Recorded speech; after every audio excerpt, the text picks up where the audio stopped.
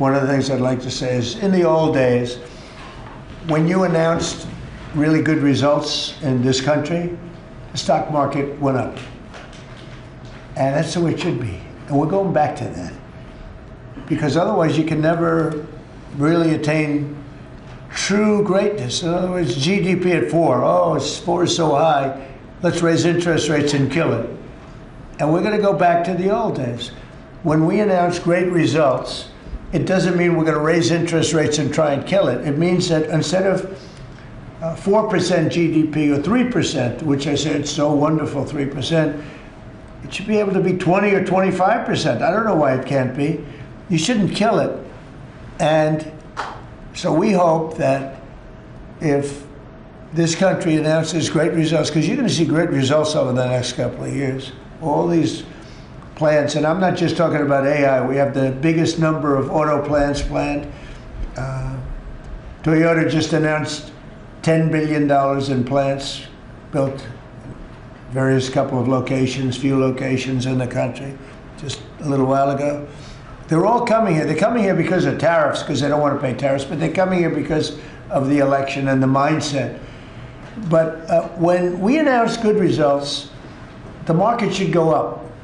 Now it's when you announce good results, Michael, the market goes down because they say, oh, that means things are good. That means we're going to kill it by raising interest rates. I think it's really wrong. It should be the opposite of what it is now. It should be the way it used to be. We announce good results, the market should go up, and we should keep driving it up and have it keep going up and let it be much, much bigger, much, much better. And, growth doesn't mean inflation. They're always afraid that, oh, we have, and if there is inflation, that's okay, then we can slow it down. But we should be able to do a lot better than 3 and 4. We're scheduled to be at 4%, which is pretty amazing because we have a deadhead Fed hair. I mean, this guy, the head of the Federal Reserve is a stiff. And, you fight that. It's amazing. We fight that, and yet interest rates are going down, except with him, not too much. He did a rather, I would say, a rather small number that could have been doubled, at least doubled. And that's the other thing. I think the rates for the United States are always the lowest in the world, because without us, there is no world. Without this economy, there's no world. You could go to some of these wonderful countries that you think are so great. Well, one of the reasons they're great is because we allowed them to get rich off of us. We didn't charge them anything. You look at some of the deals, I don't want to use Switzerland as an example, but Switzerland paid almost nothing in terms of a tariff or a tax or whatever you want to call it, license. They paid nothing, and they're paying now. They're paying a fair amount. I had them at 39%, but I decided to be nice. I was nice, and I think they like us a little bit better. But the money you're talking about is enormous. Our country is a very rich country. But if we do well, the market should go up and the value of our country should go up. And if we do poorly, the market then should go down. It shouldn't be the opposite. And if we go up, we should encourage it to go up more. And those numbers, when you say, 3% of GDP or 4% of GDP, they should be much higher. So, I wanted to say it. I do say it. I believe it. And we have to get a mindset that when a country is doing well, you don't want to kill the growth. That's what they're doing. They kill the growth.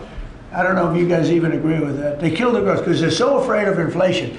But you can have tremendous growth without inflation. Everything goes up with the growth. But that's not inflation. So I think we can do much better than traditional numbers. And you see that. You see that with what we're doing. We're leading in everything. And now, and remember this, as far as prices are concerned, and they talk about affordability, I inherited the worst inflation in the history of our country. They say it was 48 years, but I say it was the history. What difference? It's 48 years, they were telling me. They said I was being inaccurate because I said the history. I think 48 years is a long time, but it's actually, I disagree. I think it's the history. So in the Biden administration, I inherited the worst inflation in the history of our country, or 48 years. And prices were very, very high. I brought the prices down. We had yesterday 3 states where oil was at $1.99 a gallon. How about that? And you know, with these guys, it was $4, $4.50. In California, it was like $7 because that's a badly run state. But the price for oil and gas and everything else, the price for gasoline was $4.50, $5. And we just hit $1.09. We broke $2. I was looking forward to that. Couple of states, 3 states. And I will say that when that happens, oil and gas and energy is so big, it's so big a category, you don't even know what number 2 is. There is no number 2. And when you have the prices coming down for energy like that, you've killed inflation and you're lowering prices. So I inherited very simply the highest prices in history, and I'm bringing them down really fast, led by energy. And when energy comes down, everything else comes down. But I've only been here a short while, and we gave them a beautiful, beautiful thing, and they destroyed it. They would have destroyed our country had they been allowed to stay. If we didn't win this election, if we had Kamala, who's the same as Joe, low IQ people, but if we had Kamala, you would have a country that would be right now in ruins. I believe that 100%.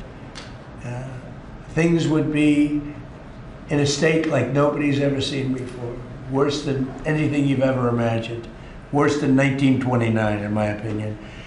Instead, we have the hottest country in the world, and we're going to keep it that way. But just to finish, we inherited high prices. We're bringing them down very rapidly, and we're bringing them down to very, very good levels. They'll soon be down at very good levels. Mr. President, on Fed Chair, Kevin Hassett said you were going to announce your decision within the next 2 weeks. Is that correct? Maybe. Are you doing your interviews with finalists today? Well, I'm meeting with Kevin Warsh today, so I'm meeting with him. I sort of have a very good idea what I'm looking for. Again, I'm looking for somebody that will be honest with interest rates. That's all. I just want honesty. Our rates should be much lower. Our rate should be the lowest rates in the world. Because all these countries that you see, you know, with low rates, many of them are low because of us, because they suck so much money out of us. But that's not happening anymore. We should have the lowest rates in the world. And without us, none of them really exist as an economy. I mean, I can show you these really prime, really wonderful countries. They've had nothing but success. It's because they took so much out of the United States. I mean, it's one of those little problems. I want to see that when we do well, we're rewarded for doing well, not the way it's been for the last pretty long period of time. Are you asking these finalists to pledge to lower rates? Are you asking these finalists to pledge to lower rates if you become the chair? No, I'll be asking questions and I'll be able to figure it out.